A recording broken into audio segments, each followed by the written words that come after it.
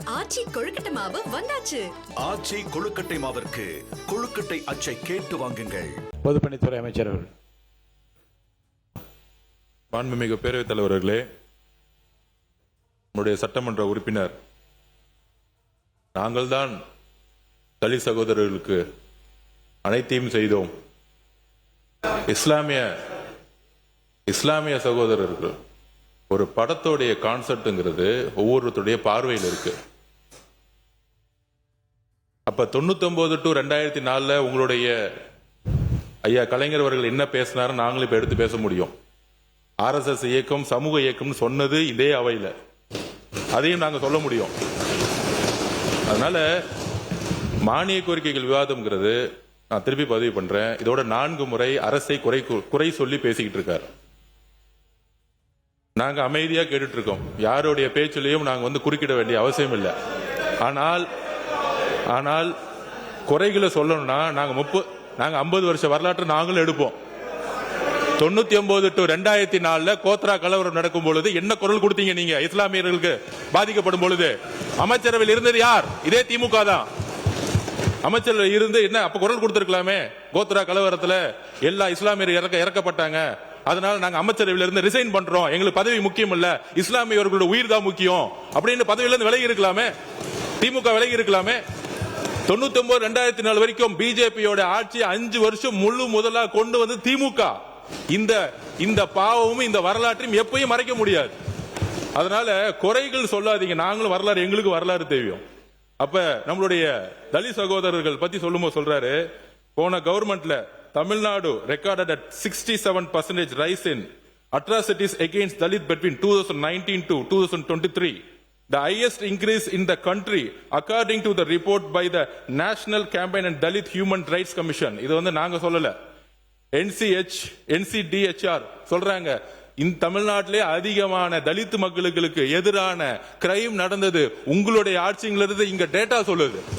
இதை நாங்க இங்க பதிவு பண்றோம். அதனால குறைகள் சொல்லாதீங்க. அப்புறம் தலித் மக்களுக்கான ஒதுக்கிய நிதி, திமுக ஆட்சியில் நிதி பயன்பாட்டு குறைபாடுகள், CAG ஆடிட் அண்ட் டேட்டாவில், அதாவது CAG உடைய கவர்மெண்டோடைய டேட்டா, அதோட ஆடிட் ரிப்போர்ட் ஆதிர டிராவிட வெல்ஃபேர் தொடர்பான பல கல்வி மற்றும் ஸ்காலர்ஷிப் எட்ஸில் தொடர்ச்சியான சேவிங்ஸ் இருந்தால் குறிப்பிடப்பட்டுள்ளது. 2021-22 மட்டும் SC/ST கேர்ள்ஸ் லிட்டரசி இன்ஸ்டிடியூட் 6.67 கோடி saving. Abroad scholarship for SC/ST students 5.31 crore savings. Higher education special scholarship ரூபாய் 5.58 கோடி சேவிங்ஸ். அப்புறம் SC/ST ஸ்டூடெண்ட்ஸ் எஜுகேஷனல் அசிஸ்டன்ஸ் ரூபாய் 7.24 கோடி சேவிங்ஸ் போன்ற தொகைகள் பதிவு செய்யப்பட்டன. இதன் மூலம் ஒதுக்கப்பட்ட நிதி முழுமையாக பயனாளிகளிடம் சென்றவில்லை. அதாவது நிதியை ஒதுக்கிட்டு இந்த எந்த ஃபண்டும் தலித் மக்களுக்கு போய் சேரல. இது நாங்க சொல்லல, இதோடைய CAG ரிப்போர்ட் சொல்லுது. அதனால உங்களுடைய பாலிசியை பத்தி சொல்லுங்க. அரசுடைய 100 நாள் தான் நாங்க வந்திருக்கோம். ஒரு வாரம் சொன்னாரு, சமூக நீதித்துறைன்னு மாத்திட்டாங்க, சாதியை குறிப்பிட்டா போயிடுமா. இந்த அரசு சாதிங்கிற வார்த்தையை ஒழிக்கணும் நாங்க நினைக்கிறோம். அதனாலதான் பெயரை மாத்தணும், வேற எதுவும் கிடையாது. நீங்க காலனின்னு ஒழிச்சீங்க, காலனி ஒழிஞ்சிருச்சா? 25% 28% இந்த 75 வருஷத்துல இன்னும் விழுப்புரத்திலும் கள்ளக்குறிச்சியிலும் தமிழகம் முழுவதும் இன்னைக்கு காலனில தலித் மக்கள் அதே குடிசையில தான் இருக்கிறாங்க. தேர்தல் பிரச்சாரம் பண்ணும்போது சாதாரண குடிசையில, அந்த இடத்துல தண்ணி இல்ல, ரோடு இல்ல, மெடிக்கல் இல்ல, அங்க இருக்கக்கூடிய பெண்கள் ஹையர் எஜுகேஷன் போல. இப்ப சர்வே எடுத்து சொல்ல முடியும், அதிகமான பெண் கல்வியில முக்கியத்துவம் கொடுத்திருக்கோம். ஆனால் தலித் பெண்களுக்கான முக்கியத்துவம் கடந்த 75 வருஷத்துல கொடுக்கப்படலை. இந்த டேட்டா தான் உண்மை. நீங்க இப்பயும் சொல்றோம், வாங்க நீங்க காலனிங்கிற பேரை மாத்திட்டோம். நான் பேசி முடிச்சிரு, அதுக்கப்புறம் நீங்க என்ன வேணா பதில் சொல்லுங்க. ஜனநாயகபூர்வம் அருவன் பண்ணுவோம். அவர் குறை சொன்னார்ல, பேசி முடிப்போம். உங்களுடைய ஆட்சியில தலித் மக்களுக்கு இந்த சவுண்ட் எல்லாம் விட வேண்டாம். நீங்க பேசுங்க எல்லாரும். நாங்க அப்படி வேண்டாங்க, நீங்க கருத்தை மட்டும் சொல்லுங்க. கருத்தை மட்டும் சொல்லுங்க. இல்ல கருத்தை மட்டும் சொல்லுங்க. மாண்புமிகு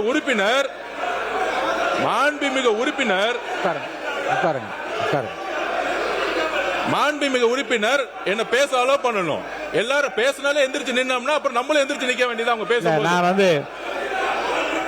நான் இல்ல அவர் பேசி முடிந்ததும் இல்லங்க அவர் இல்ல நீங்க இல்லங்க இல்ல அவர் என்ன சொல்லுங்க, நீங்க பதில் சொல்லுங்க. நான் கேக்குறோம், அனுமதி தரேன். நாங்க பேசி முடிச்சு என்ன வேணா பேசுங்க, நாங்க கேக்குறோம். மாண்பு உட்காருங்க. அப்ப நான் பேசி முடிச்சோட நீங்க என்ன வேணா பேசுங்க. நாங்க இல்ல, பதில் மாண்பு இல்ல, கொடுக்கிறோம். மாண்பு நாங்க பேசி முடிக்கல. இருங்க. பொதுப்பணித்துறை என்ன பார்த்து பேசுங்க. பின்னாடி எல்லாரும் உட்கார சொல்லுங்க. மாண்பு பொதுப்பணித்துறை என்ன பார்த்து பேசுங்க. பாருங்க, நான் சொல்றேன். இருங்க.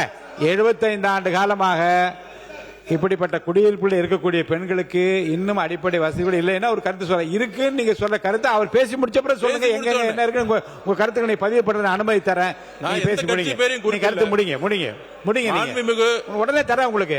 துணைத் தலைவர்கள் உட்காருங்க. அவர் சொல்லி முடிச்ச உடனே தரேங்க உங்களுக்கு. நீங்க சொல்லுங்க. நான் ஆதாரபூர்வமா தான் பேசிட்டு இருக்கேன். சொல்லுங்க. மாண்புமிகு சட்டமன்ற உறுப்பினர் 7 நிமிஷம் பேசிட்டு இருந்தாரு. நாங்களும் இப்ப சவுண்ட் போடல. இல்ல வேண்டாம், அப்படி சொல்லக்கூடாது. நீங்க விடுங்க. நீங்க கருத்தை மட்டும் பேசுங்க. நீங்க இல்லங்க. இல்ல நாங்கள் இருங்க. உட்காருங்க. இல்ல மாண்பு பொதுப்பணித்துறை அமைச்சர் அவர்கள், நீங்க உங்க கருத்துக்கள் சொல்லிக்கொண்டே வந்து கருத்தை சொல்லி முடிங்க. நீங்க இல்ல நான் பேசும்போது ஏன் சவுண்ட் கொடுக்கறீங்க? இல்ல அது வேண்டாம். நீங்க விடுங்க. நீங்க என்ன பார்த்து சொல்லுங்க. நீங்க பேசுங்க. தொடர்ந்து பேசுங்க. நீங்க பேசுங்க. நாங்க யாரையும் மிரட்டல. எங்களை மிரட்டினாலும் நாங்க பயப்படுற ஆள் கிடையாது. அதுதான் நாங்க சொல்ல வரோம். நீங்க பேசி முடிங்க. எதிர்கட்சிகள் நீங்க பேசி முடிங்க. மாண்புமிகு பேரவைத் தலைவர்களே, எதிர்கட்சிகள் சொல்லக்கூடிய குற்றச்சாட்டுகள் நாங்கள் பதில் சொல்லக்கூடிய இடம். சொல்லுங்க. அவங்களுடைய கோரிக்கைகள், திட்டங்கள், பாலிசி பத்தி பேசினா அதுக்கு நாங்க எந்திரிச்சு பதில் சொல்லவும் செய்யறோம்.